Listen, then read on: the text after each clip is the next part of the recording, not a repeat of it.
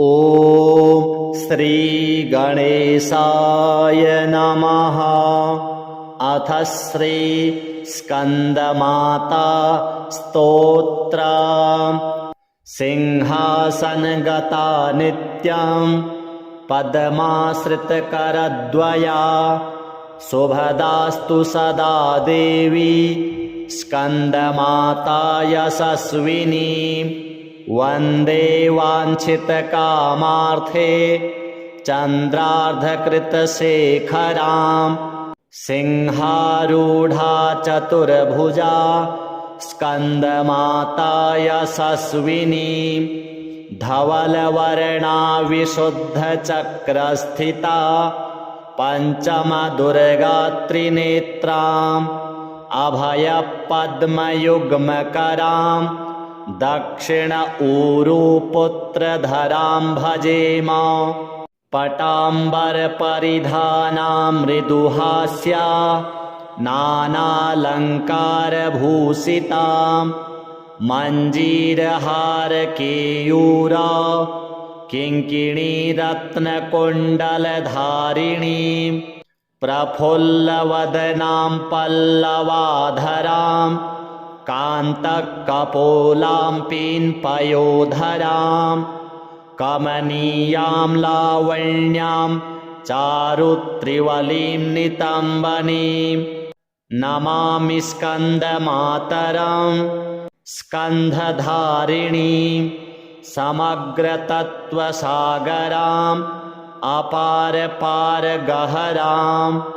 शशिप्रभां समुज्ज्वलां स्फुरत्शाङ्खशेखरां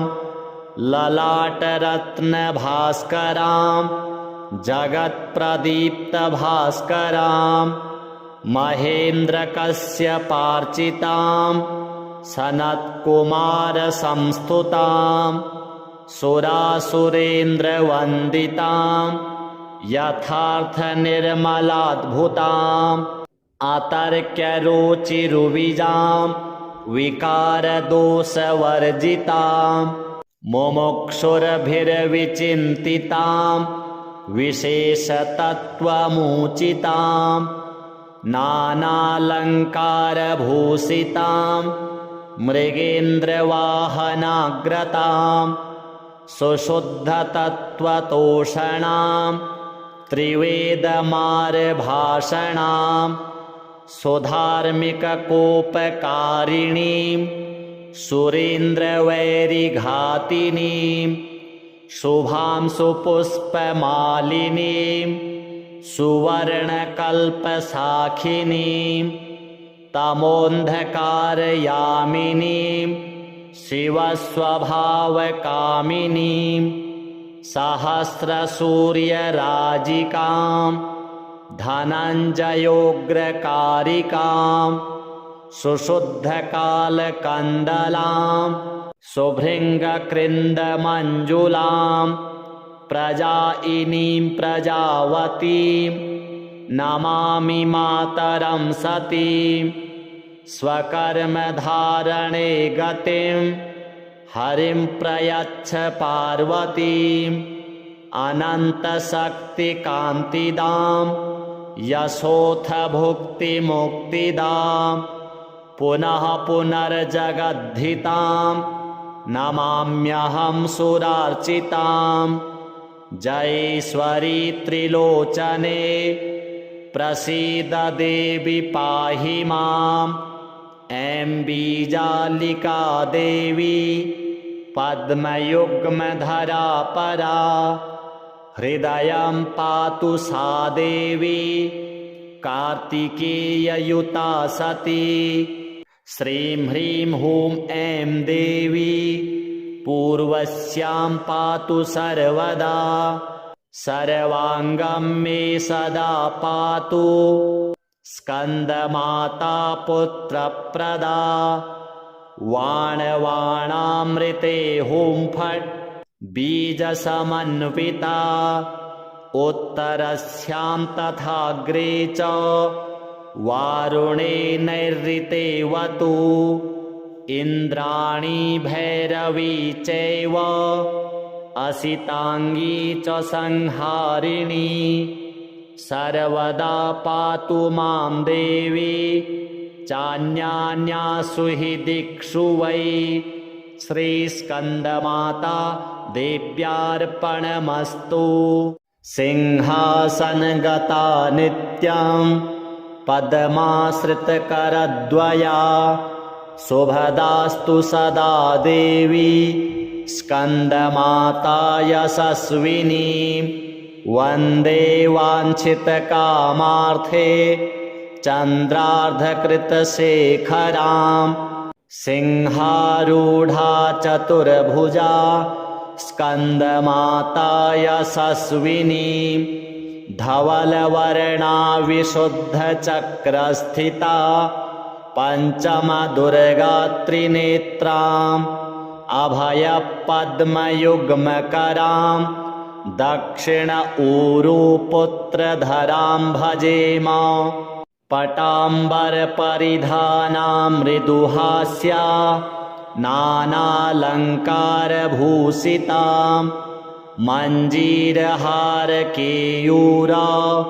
किङ्किणीरत्नकुण्डलधारिणीं प्रफुल्लवदनां पल्लवाधरां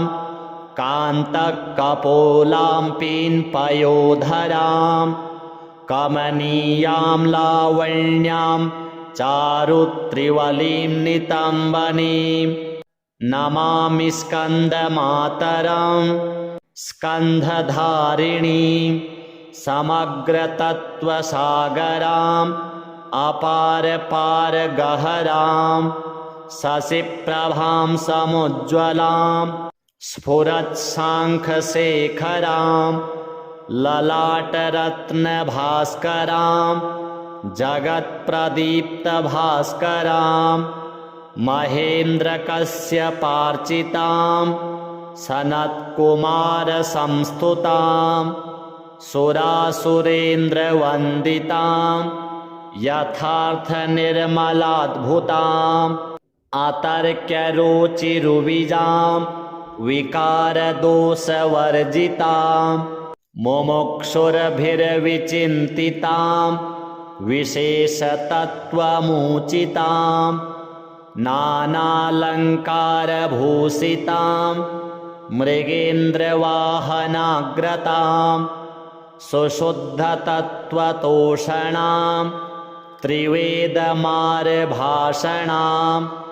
सुधार्मिककोपकारिणीं सुरेन्द्रवैरिघातिनीं शुभां सुपुष्पमालिनीं सुवर्णकल्पसाखिनीं तमोन्धकारयामिनीं शिवस्वभावकामिनीं सहस्रसूर्यराजिकां धनञ्जयोग्रकारिकां सुशुद्धकालकन्दलां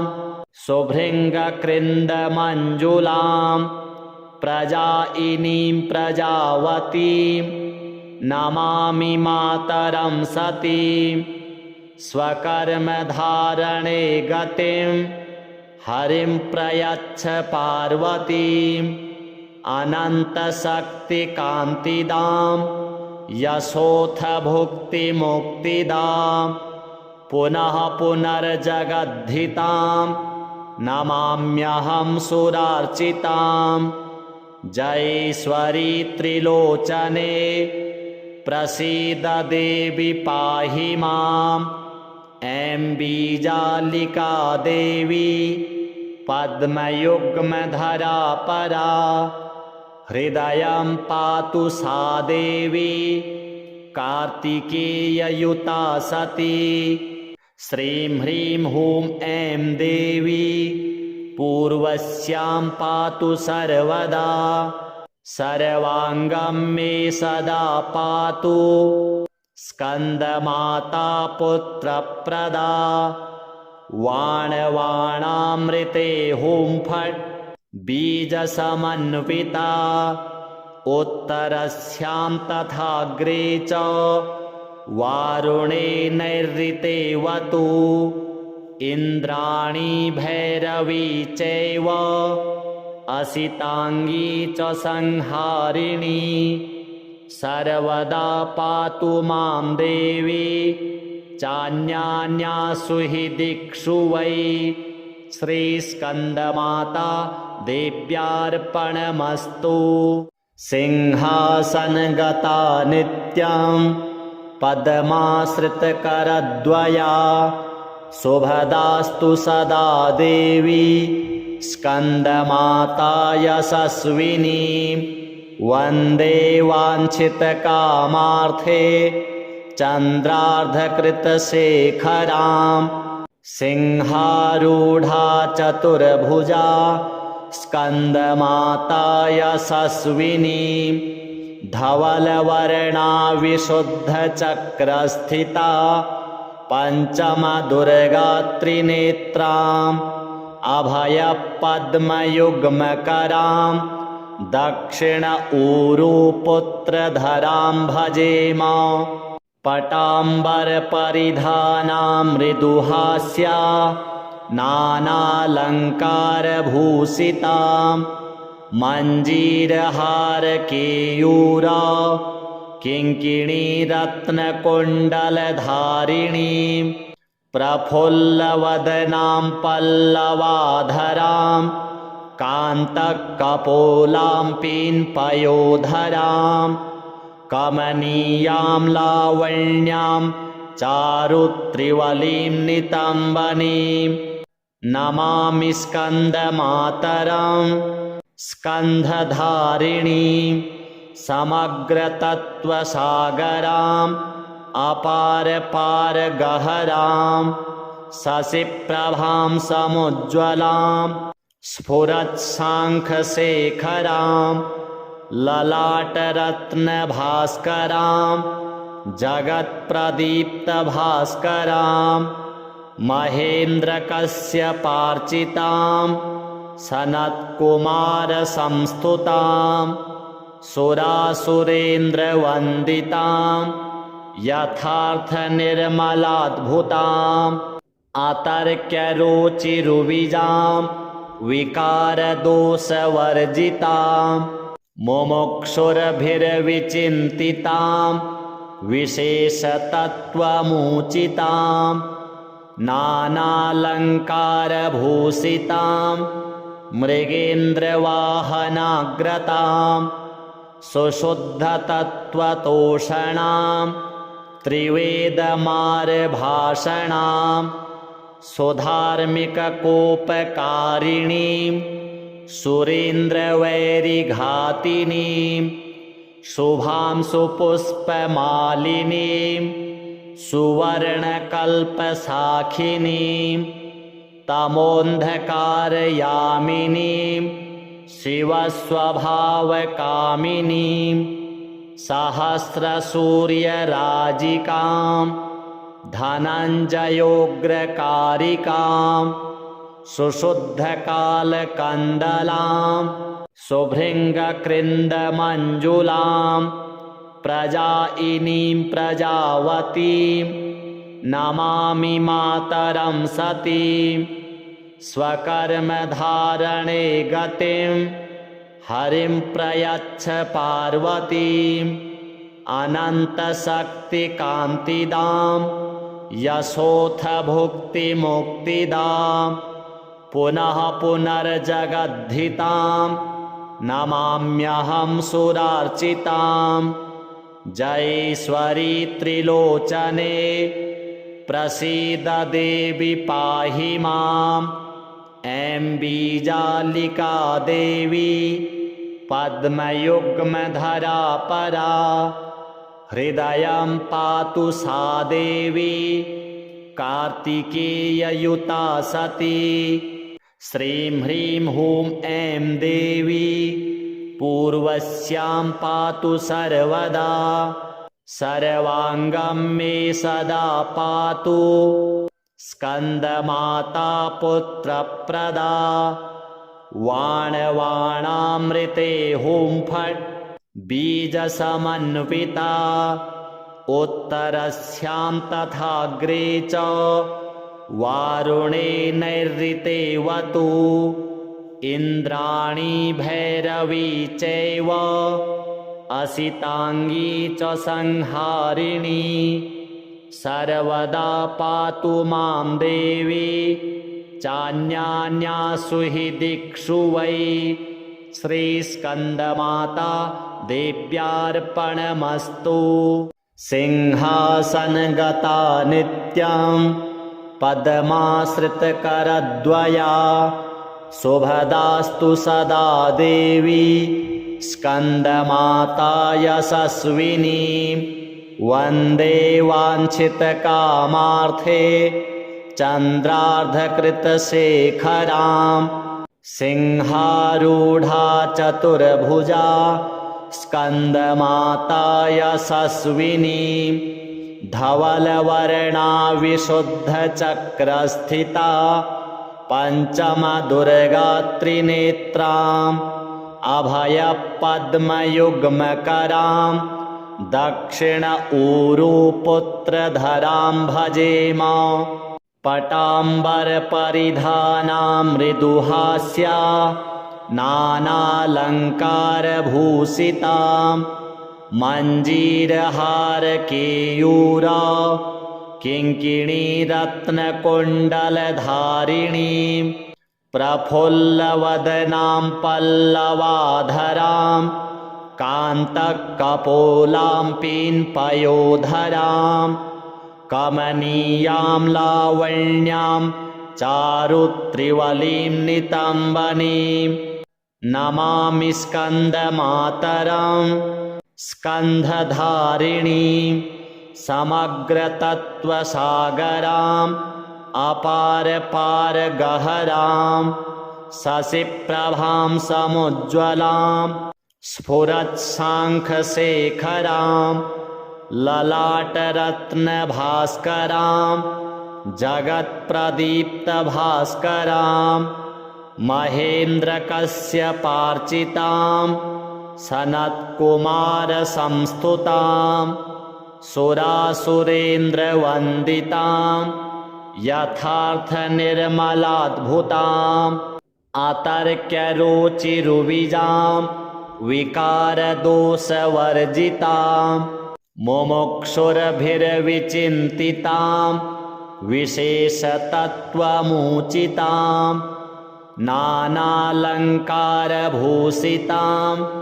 मृगेन्द्रवाहनाग्रतां सुशुद्धतत्त्वतोषणां त्रिवेदमार्भाषणां सुधार्मिककोपकारिणीं सुरेन्द्रवैरिघातिनीं शुभां सुपुष्पमालिनीं सुवर्णकल्पसाखिनीं तमोन्धकारयामिनीं शिवस्वभावकामिनीं सहस्रसूर्यराजिकां धनञ्जयोग्रकारिकां सुशुद्धकालकन्दलां सुभृङ्गकृन्दमञ्जुलां प्रजायिनीं प्रजावतीं नमामि मातरं सतीं स्वकर्मधारणे गतिं हरिं प्रयच्छ पार्वतीम् अनन्तशक्तिकान्तिदां यशोऽथ भुक्तिमुक्तिदां पुनः पुनर्जगद्धितां नमाम्यहं सुरार्चितां जयेश्वरी त्रिलोचने प्रसीद देवी पाहि माम् ऐं बीजालिका देवी पद्मयुग्मधरा परा हृदयं पातु सा देवी कार्तिकेययुता सती श्रीं ह्रीं हूं ऐं देवी पूर्वस्यां पातु सर्वदा सर्वाङ्गं मे सदा पातु स्कन्दमाता पुत्रप्रदा वाणवाणामृते हुं फट् बीजसमन्विता उत्तरस्यां तथाग्रे च वारुणे नैऋतेवतु इन्द्राणी भैरवी चैव असिताङ्गी च संहारिणी सर्वदा पातु मां देवी चान्यान्यासु हि दिक्षु वै श्रीस्कन्दमाता देव्यार्पणमस्तु। सिंहासनगता नित्यं पद्माश्रितकरद्वया शुभदास्तु सदा देवी स्कन्दमाता यशस्विनी वन्दे वाञ्छितकामार्थे चन्द्रार्धकृतशेखरां सिंहारूढा चतुर्भुजा स्कन्दमाता यशस्विनी धवलवर्णा विशुद्धचक्रस्थिता पञ्चमदुर्गात्रिनेत्राम् अभयपद्मयुग्मकरां दक्षिण ऊरुपुत्रधरां भजेम पटाम्बरपरिधानां मृदुहास्या नानालङ्कारभूषितां मञ्जीरहारकेयूरा किङ्किणीरत्नकुण्डलधारिणीं प्रफुल्लवदनां पल्लवाधरां कान्तकपोलां पीन्पयोधरां कमनीयां लावण्यां चारुत्रिवलीं नितम्बनीं नमामि स्कन्दमातरं स्कन्धधारिणीं समग्रतत्त्वसागराम् अपारपारगहरां शशिप्रभां समुज्ज्वलां स्फुरत्साङ्खशेखरां ललाटरत्नभास्करां जगत्प्रदीप्तभास्करां महेन्द्रकश्यपार्चितां सनत्कुमारसंस्तुतां सुरासुरेन्द्रवन्दितां यथार्थनिर्मलाद्भुताम् अतर्क्यरुचिरुविजां विकारदोषवर्जितां मुमुक्षुर्भिर्विचिन्तितां विशेषतत्त्वमुचितां नानालङ्कारभूषितां मृगेन्द्रवाहनाग्रतां सुशुद्धतत्त्वतोषणां त्रिवेदमार्भाषणां सुधार्मिककोपकारिणीं सुरेन्द्रवैरिघातिनीं शुभां सुपुष्पमालिनीं सुवर्णकल्पसाखिनीं तमोन्धकारयामिनीं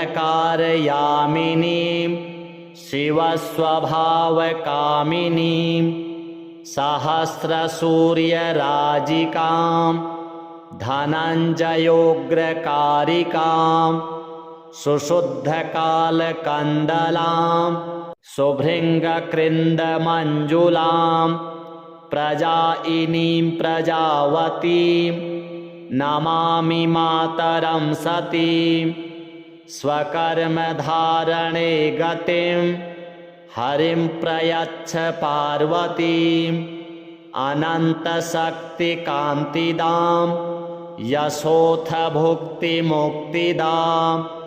पुनः पुनर्जगद्धितां नमाम्यहं सुरार्चितां जयेश्वरी त्रिलोचने प्रसीद देवि पाहि माम् ऐं बीजालिका देवी पद्मयुग्मधरा परा हृदयं पातु सा देवी कार्तिकेययुता सती श्रीं ह्रीं हूं ऐं देवी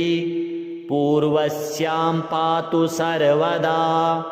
सर्वाङ्गं मे सदा पातु स्कन्दमाता पुत्रप्रदा वाणवाणामृते हुं फट् बीजसमन्विता उत्तरस्यां तथाग्रे च वारुणे नैऋतेवतु इन्द्राणी भैरवी चैव असिताङ्गी च संहारिणी सर्वदा पातु मां देवी चान्यान्यासु हि दिक्षु वै श्रीस्कन्दमाता देव्यार्पणमस्तु। सिंहासनगता नित्यं पद्माश्रितकरद्वया शुभदास्तु सदा देवी स्कन्दमाता यशस्विनी वन्दे वाञ्छितकामार्थे चन्द्रार्धकृतशेखरां सिंहारूढा चतुर्भुजा स्कन्दमाता यशस्विनी धवलवर्णा विशुद्धचक्रस्थिता पञ्चमदुर्गात्रिनेत्राम् अभयपद्मयुग्मकरां दक्षिण ऊरुपुत्रधरां भजेम पटाम्बरपरिधानां मृदुहास्या नानालङ्कारभूषितां मञ्जीरहारकेयूरा किङ्किणीरत्नकुण्डलधारिणीं प्रफुल्लवदनां पल्लवाधरां कान्तकपोलां पीन्पयोधरां कमनीयां लावण्यां चारुत्रिवलीं नितम्बनीं नमामि स्कन्दमातरं स्कन्धधारिणीं समग्रतत्त्वसागराम् अपारपारगहरां शशिप्रभां समुज्ज्वलां स्फुरत्साङ्खशेखरां ललाटरत्नभास्करां जगत्प्रदीप्तभास्करां महेन्द्रकश्यपार्चितां सनत्कुमारसंस्तुतां सुरासुरेन्द्रवन्दितां यथार्थनिर्मलाद्भुताम् अतर्क्यरुचिरुविजां विकारदोषवर्जितां मुमुक्षुर्भिर्विचिन्तितां विशेषतत्त्वमुचितां नानालङ्कारभूषितां मृगेन्द्रवाहनाग्रतां सुशुद्धतत्त्वतोषणां त्रिवेदमार्भाषणां सुधार्मिककोपकारिणीं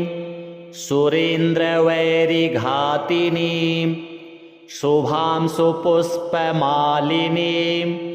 सुवर्णकल्पसाखिनीं तमोन्धकारयामिनीं शिवस्वभावकामिनीं सहस्रसूर्यराजिकां धनञ्जयोग्रकारिकां सुशुद्धकालकन्दलां सुभृङ्गकृन्दमञ्जुलां प्रजायिनीं प्रजावतीं नमामि मातरं सतीं स्वकर्मधारणे गतिं हरिं प्रयच्छ पार्वतीम् अनन्तशक्तिकान्तिदां यशोऽथ भुक्तिमुक्तिदां पुनः पुनर्जगद्धितां नमाम्यहं सुरार्चितां जयेश्वरी त्रिलोचने प्रसीद देवी पाहि माम् ऐं बीजालिका देवी पद्मयुग्मधरा परा हृदयं पातु सा देवी कार्तिकेययुता सती श्रीं ह्रीं हूं ऐं देवी पूर्वस्यां पातु सर्वदा सर्वाङ्गं मे सदा पातु स्कन्दमाता पुत्रप्रदा वाणवाणामृते हुं फट् बीजसमन्विता उत्तरस्यां तथाग्रे च वारुणे नैऋतेवतु इन्द्राणी भैरवी चैव असिताङ्गी च संहारिणी सर्वदा पातु मां देवी चान्यान्यासु हि दिक्षु वै श्रीस्कन्दमाता देव्यार्पणमस्तु। सिंहासनगता नित्यं पद्माश्रितकरद्वया शुभदास्तु सदा देवी स्कन्दमाता यशस्विनी वन्दे वाञ्छितकामार्थे चन्द्रार्धकृतशेखरां सिंहारूढा चतुर्भुजा स्कन्दमाता यशस्विनी धवलवर्णा विशुद्धचक्रस्थिता पञ्चमदुर्गात्रिनेत्राम् अभयपद्मयुग्मकरां दक्षिण ऊरुपुत्रधरां भजेम पटाम्बरपरिधानां मृदुहास्या नानालङ्कारभूषितां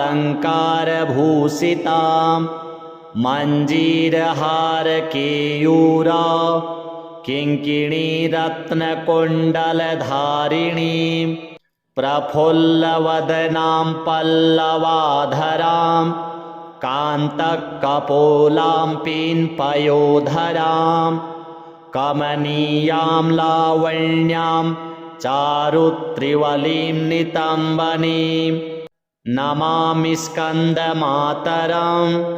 स्कन्धधारिणीं समग्रतत्त्वसागराम् अपारपारगहरां शशिप्रभां समुज्ज्वलां स्फुरत्साङ्खशेखरां ललाटरत्नभास्करां जगत्प्रदीप्तभास्करां महेन्द्रकश्यपार्चितां सनत्कुमारसंस्तुतां सुरासुरेन्द्रवन्दितां यथार्थनिर्मलाद्भुताम्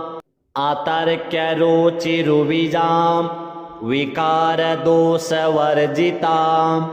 मुमुक्षुर्भिर्विचिन्तितां विशेषतत्त्वमुचितां नानालङ्कारभूषितां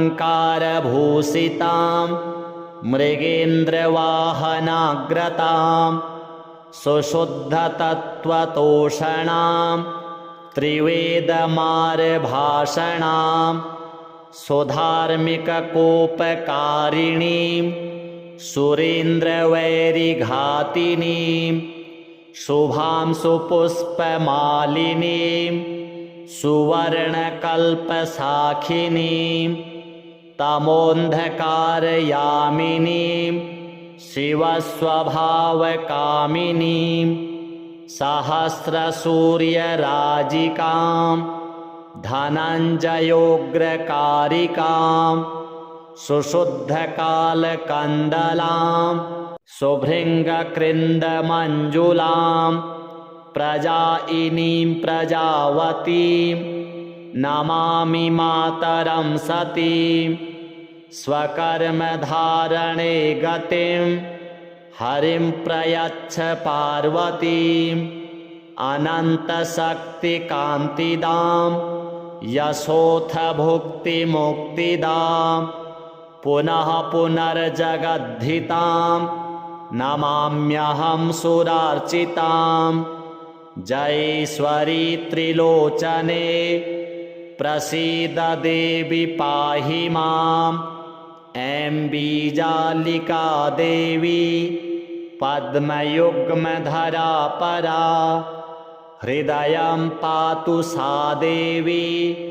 कार्तिकेययुता सती श्रीं ह्रीं हूं ऐं देवी पूर्वस्यां पातु सर्वदा सर्वाङ्गं मे सदा पातु स्कन्दमाता पुत्रप्रदा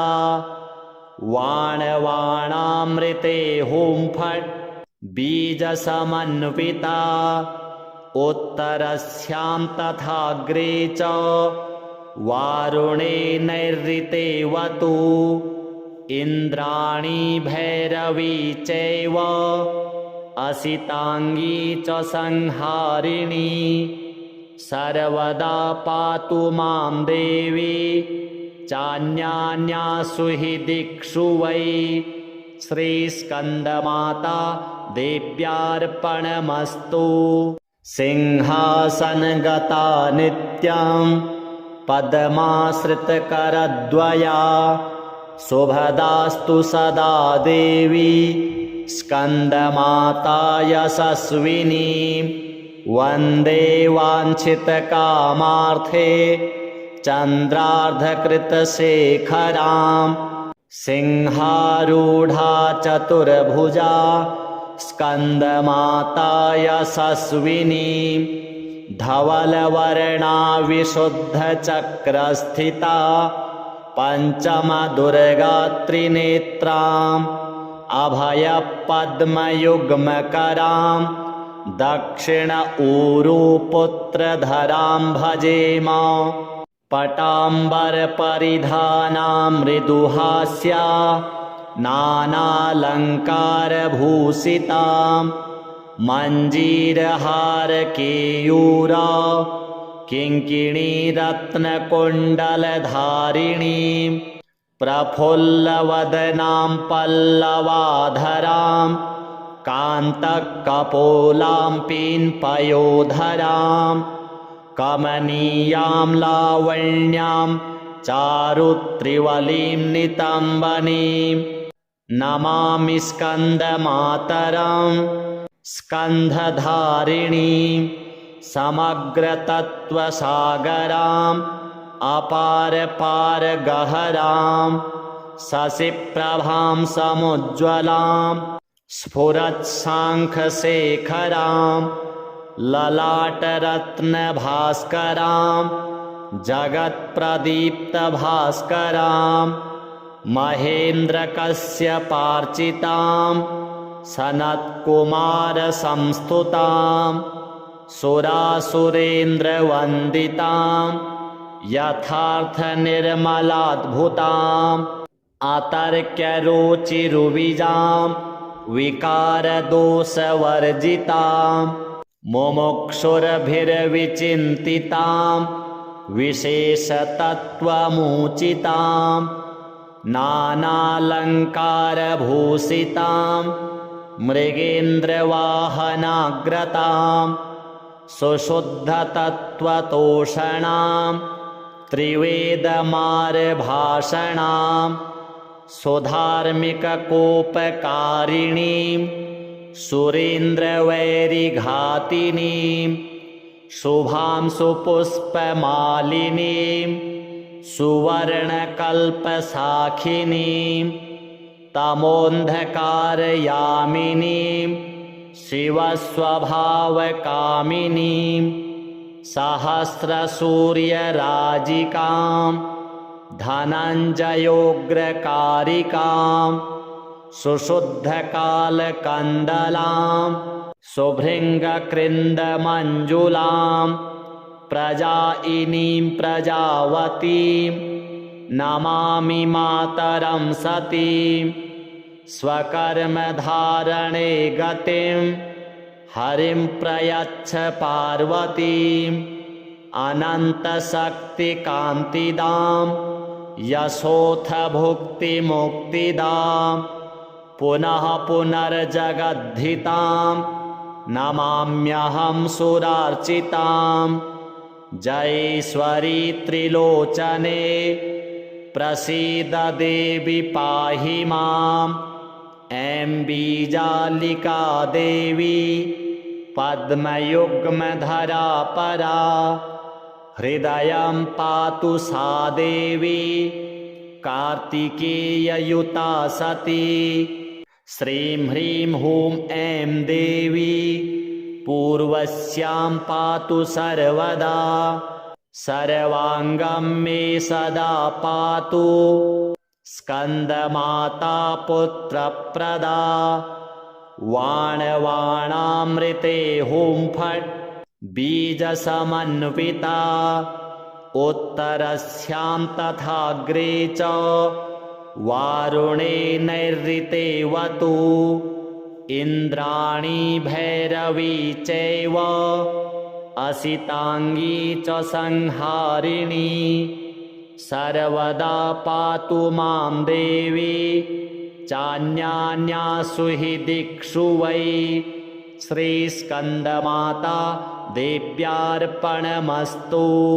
सिंहासनगता नित्यं पद्माश्रितकरद्वया शुभदास्तु सदा देवी स्कन्दमाता यशस्विनी वन्दे वाञ्छितकामार्थे चन्द्रार्धकृतशेखरां सिंहारूढा चतुर्भुजा स्कन्दमाता यशस्विनी धवलवर्णा विशुद्धचक्रस्थिता पञ्चमदुर्गा त्रिनेत्राम् अभयपद्मयुग्मकरां दक्षिण ऊरुपुत्रधरां भजेम पटाम्बरपरिधानां मृदुहास्या नानालङ्कारभूषितां मञ्जीरहारकेयूरा किङ्किणीरत्नकुण्डलधारिणीं प्रफुल्लवदनां पल्लवाधरां कान्तकपोलां पीन्पयोधरां कमनीयां लावण्यां चारुत्रिवलीं नितम्बनीं नमामि स्कन्दमातरं स्कन्धधारिणीं समग्रतत्त्वसागराम् अपारपारगहरां शशिप्रभां समुज्ज्वलां स्फुरत्साङ्खशेखरां ललाटरत्नभास्करां जगत्प्रदीप्तभास्करां महेन्द्रकश्यपार्चितां सनत्कुमारसंस्तुतां सुरासुरेन्द्रवन्दितां यथार्थनिर्मलाद्भुताम् अतर्क्यरुचिरुविजां विकारदोषवर्जितां मुमुक्षुर्भिर्विचिन्तितां विशेषतत्त्वमुचितां नानालङ्कारभूषितां मृगेन्द्रवाहनाग्रतां सुशुद्धतत्त्वतोषणां त्रिवेदमार्भाषणां सुधार्मिककोपकारिणीं सुरेन्द्रवैरिघातिनीं शुभां सुपुष्पमालिनीं सुवर्णकल्पसाखिनीं तमोन्धकारयामिनीं शिवस्वभावकामिनीं सहस्रसूर्यराजिकां धनञ्जयोग्रकारिकां सुशुद्धकालकन्दलां सुभृङ्गकृन्दमञ्जुलां प्रजायिनीं प्रजावतीं नमामि मातरं सतीं स्वकर्मधारणे गतिं हरिं प्रयच्छ पार्वतीम् अनन्तशक्तिकान्तिदां यशोऽथ भुक्तिमुक्तिदां पुनः पुनर्जगद्धितां नमाम्यहं सुरार्चितां जयेश्वरी त्रिलोचने प्रसीद देवी पाहि माम् ऐं बीजालिका देवी पद्मयुग्मधरा परा हृदयं पातु सा देवी कार्तिकेययुता सती। श्रीं ह्रीं हूं ऐं देवी पूर्वस्यां पातु सर्वदा सर्वाङ्गं मे सदा पातु स्कन्दमाता पुत्रप्रदा वाणवाणामृते हुं फट् बीजसमन्विता उत्तरस्यां तथाग्रे च वारुणे नैऋतेवतु इन्द्राणी भैरवी चैव असिताङ्गी च संहारिणी सर्वदा पातु मां देवी चान्यान्यासु हि दिक्षु वै श्रीस्कन्दमाता देव्यार्पणमस्तु सिंहासनगता नित्यं पद्माश्रितकरद्वया शुभदास्तु सदा देवी स्कन्दमाता यशस्विनी वन्दे वाञ्छितकामार्थे चन्द्रार्धकृतशेखरां सिंहारूढा चतुर्भुजा स्कन्दमाता यशस्विनी धवलवर्णा विशुद्धचक्रस्थिता पञ्चमदुर्गा त्रिनेत्राम् अभयपद्मयुग्मकरां दक्षिण ऊरुपुत्रधरां भजेम पटाम्बरपरिधानां मृदुहास्या नानालङ्कारभूषितां मञ्जीरहारकेयूरा किङ्किणीरत्नकुण्डलधारिणीं प्रफुल्लवदनां पल्लवाधरां कान्तकपोलां पीन्पयोधरां कमनीयां लावण्यां चारुत्रिवलीं नितम्बनीं नमामि स्कन्दमातरं स्कन्धधारिणीं समग्रतत्त्वसागराम् अपारपारगहरां शशिप्रभां समुज्ज्वलां स्फुरत्साङ्खशेखरां ललाटरत्नभास्करां जगत्प्रदीप्तभास्करां महेन्द्रकश्यपार्चितां सनत्कुमारसंस्तुतां सुरासुरेन्द्रवन्दितां यथार्थनिर्मलाद्भुताम् अतर्क्यरुचिरुविजां विकारदोषवर्जितां मुमुक्षुर्भिर्विचिन्तितां विशेषतत्त्वमुचितां नानालङ्कारभूषितां मृगेन्द्रवाहनाग्रतां सुशुद्धतत्त्वतोषणां त्रिवेदमार्भाषणां सुधार्मिककोपकारिणीं सुरेन्द्रवैरिघातिनीं शुभां सुपुष्पमालिनीं सुवर्णकल्पसाखिनीं तमोन्धकारयामिनीं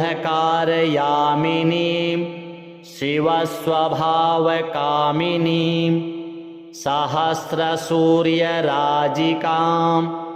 धनञ्जयोग्रकारिकां सुशुद्धकालकन्दलां सुभृङ्गकृन्दमञ्जुलां प्रजायिनीं प्रजावतीं नमामि मातरं सतीं स्वकर्मधारणे गतिं हरिं प्रयच्छ पार्वतीम् अनन्तशक्तिकान्तिदां यशोऽथ भुक्तिमुक्तिदां पुनः पुनर्जगद्धितां नमाम्यहं सुरार्चितां जयेश्वरी त्रिलोचने प्रसीद देवी पाहि माम् ऐं बीजालिका देवी पद्मयुग्मधरा परा हृदयं पातु सा देवी कार्तिकेययुता सती श्रीं ह्रीं हूं ऐं देवी पूर्वस्यां पातु सर्वदा सर्वाङ्गं मे सदा पातु स्कन्दमाता पुत्रप्रदा वाणवाणामृते हुं फट् बीजसमन्विता उत्तरस्यां तथाग्रे च वारुणे नैऋतेवतु इन्द्राणी भैरवी चैव असिताङ्गी च संहारिणी सर्वदा पातु मां देवी चान्यान्यासु हि दिक्षु वै श्रीस्कन्दमाता देव्यार्पणमस्तु। सिंहासनगता नित्यं पद्माश्रितकरद्वया शुभदास्तु सदा देवी स्कन्दमाता यशस्विनी वन्दे वाञ्छितकामार्थे चन्द्रार्धकृतशेखरां सिंहारूढा चतुर्भुजा स्कन्दमाता यशस्विनी धवलवर्णा विशुद्धचक्रस्थिता पञ्चमदुर्गात्रिनेत्राम् अभयपद्मयुग्मकरां दक्षिण ऊरुपुत्रधरां भजेम पटाम्बरपरिधानां मृदुहास्या नानालङ्कारभूषितां मञ्जीरहारकेयूरा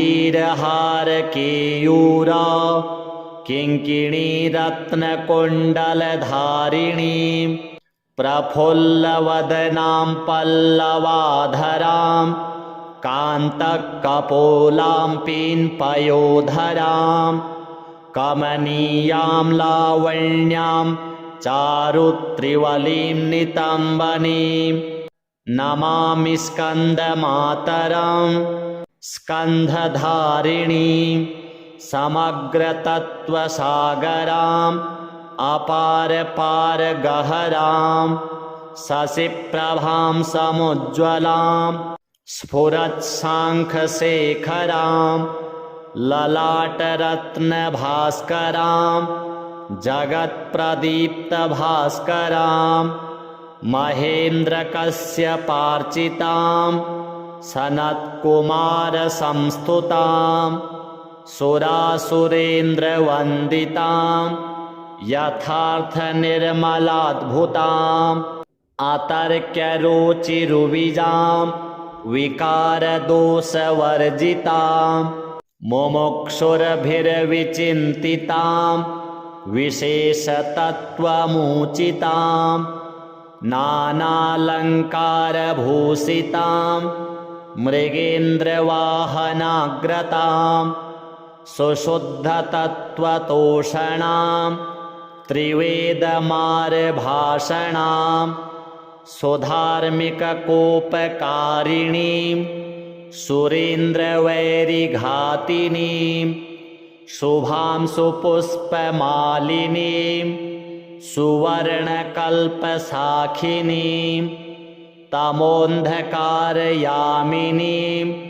शिवस्वभावकामिनीं सहस्रसूर्यराजिकां धनञ्जयोग्रकारिकां सुशुद्धकालकन्दलां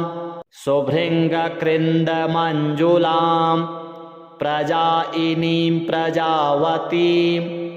नमामि मातरं सतीं स्वकर्मधारणे गतिं हरिं प्रयच्छ पार्वतीम् अनन्तशक्तिकान्तिदां यशोऽथ भुक्तिमुक्तिदां पुनः पुनर्जगद्धितां नमाम्यहं सुरार्चितां जयेश्वरी त्रिलोचने प्रसीद देवी पाहि माम् ऐं बीजालिका देवी पद्मयुग्मधरा परा हृदयं पातु सा देवी कार्तिकेययुता सती श्रीं ह्रीं हूं ऐं देवी पूर्वस्यां पातु सर्वदा सर्वाङ्गं मे सदा पातु स्कन्दमाता पुत्रप्रदा वाणवाणामृते हुं फट् बीजसमन्विता उत्तरस्यां तथाग्रे च वारुणे नैऋतेवतु इन्द्राणी भैरवी चैव असिताङ्गी च संहारिणी सर्वदा पातु मां देवी चान्यान्यासु हि दिक्षु वै श्रीस्कन्दमाता देव्यार्पणमस्तु।